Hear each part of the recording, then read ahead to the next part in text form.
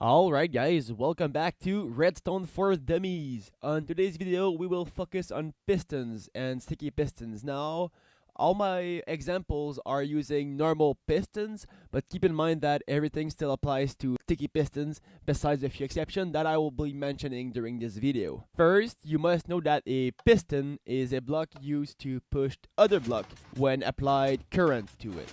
When placed down, the head of the piston, the wood part, will always face you, and it can face any directions, as you can see right here. So here's an example: facing towards me, and again, and again, and again. So you get the point. It's pretty straightforward.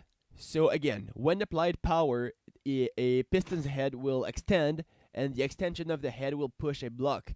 A normal piston will only push a block, and when the head retracts, the block will simply stay where it was pushed. Also, a piston is able to push more than one block at a time.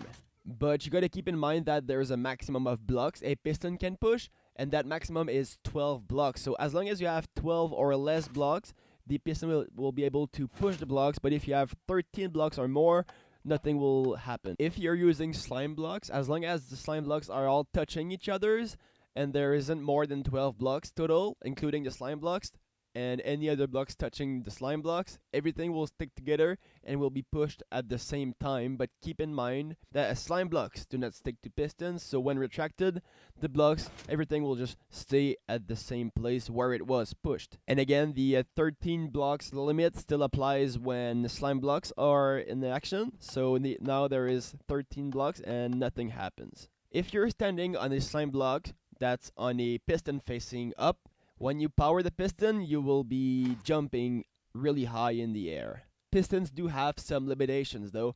There's a few blocks that they cannot push, any kind of spatial blocks like chests, anvils, enchanting tables, and other blocks like this, alongside with obsidian, command blocks, and bedrock, of course, even if they're stick to slime blocks.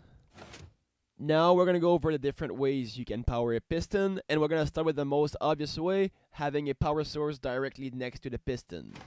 It's also possible to use redstone dust as long as the dust is pointing towards the piston. If the current is only passing beside the piston, it's not gonna power it. But if you have redstone dust passing beside a piston, but the redstone dust is on blocks that are on the same elevation as the piston, it will power the piston, just like that and just like that. Having a redstone current pass beneath a piston will not work. The piston will not extend. But if you power the block that's beneath the piston, everything will work as expected. Same thing happens when you put a redstone torch on the block beneath the piston. And just having a torch beside the piston will not cause it to extend. So again, all these so-called rules applies to both a normal piston and a sticky piston. The only difference between the two is that a sticky piston will stick, as its name says, to blocks, allowing you to push and pull a block back and forth. And again, the stickiness of a sticky piston only applies to the block touching the piston's head, not allowing you to pull more than one block, unless you use slime blocks. For which the limitations are that the amount of block that have to be less than 13. At last, as long as you have less than 13 blocks, everything will work as you expect.